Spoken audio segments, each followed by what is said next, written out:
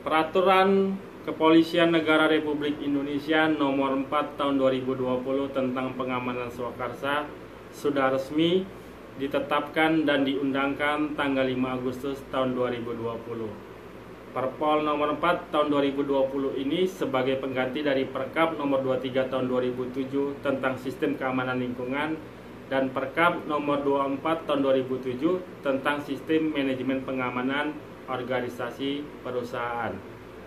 Apakah Perpol Nomor 4 Tahun 2020 ini jawaban dari pemuliaan profesi Satpam yang selama ini dijanjikan? Bagaimana komentar dari rekan-rekan yang sudah membaca Perpol Nomor 4 Tahun 2020 ini? Jangan kemana-mana, saksikan terus channel YouTube Satpam Jaya. Dukung kami dengan cara like, comment, share, dan subscribe. Mohon izin subscribe, Komandan.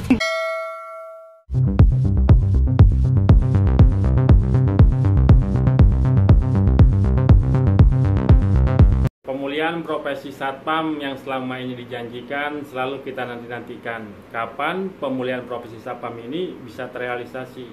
Harapan kita keluarnya Perpol baru ini membawa angin segar bagi profesi Satpam.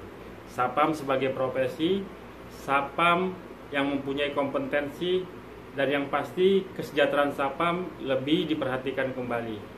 Nih, apakah rekan-rekan semua sudah lihat isi Perpol Nomor 4 Tahun 2020 ini?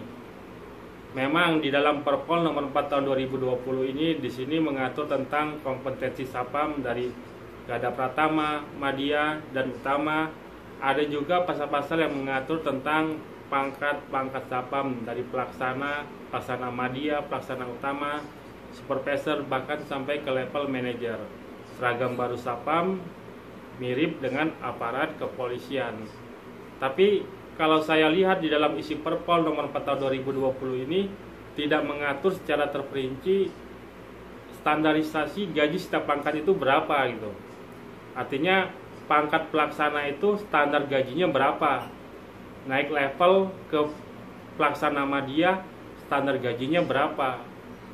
Jadi semuanya masih diserahkan ke BUJP dan pengguna jasa masing-masing. Ya kalau memang tidak ada standarisasi seperti ini, ya profesi Satpam itu seperti apa? Kan kalau kita lihat selama ini perusahaan BJP itu memberikan salary kepada karyawannya itu berdasarkan dari tender yang mereka dapat. Para pengguna jasa BUJP itu lebih memilih harga yang murah daripada kualitas pengamanan yang kita tawarkan.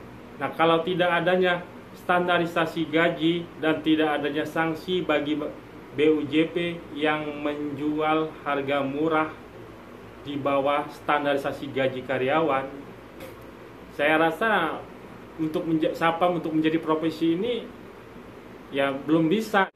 Inilah yang menurut saya harus kita perjuangkan lagi.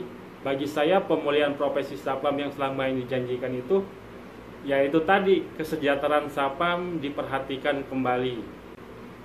Ini hanya gambaran saya sekedar usul kepada bapak-bapak pimpinan agar profesi Satpam ini yang lebih diperhatikan pertama kali itu yaitu tadi kesejahteraan Satpam itu, karena masih banyak Satpam Indonesia ini yang bekerja jauh gajinya di bawah upah minimum regional tanpa BPJS, boro-boro mau dapat pesangon.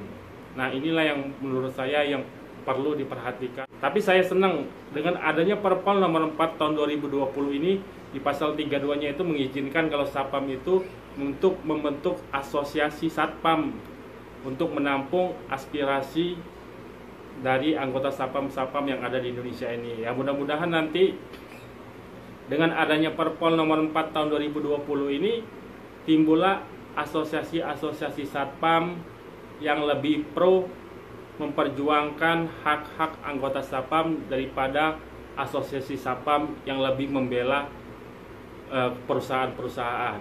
Ya, kita berharap Satpam Indonesia ini bisa lebih sejahtera kembali. Terima kasih untuk jajaran kepolisian, Bapak Kapolri yang sudah memberikan perhatian terhadap profesi Satpam yang ada di Indonesia ini, sehingga terbitnya Perpol nomor 4 tahun 2020 ini. Kalau ada salah kata saya mohon maaf. Sampai ketemu lagi, jangan lupa saksikan terus channel YouTube Sapam Jaya. Salam Sapam Jaya.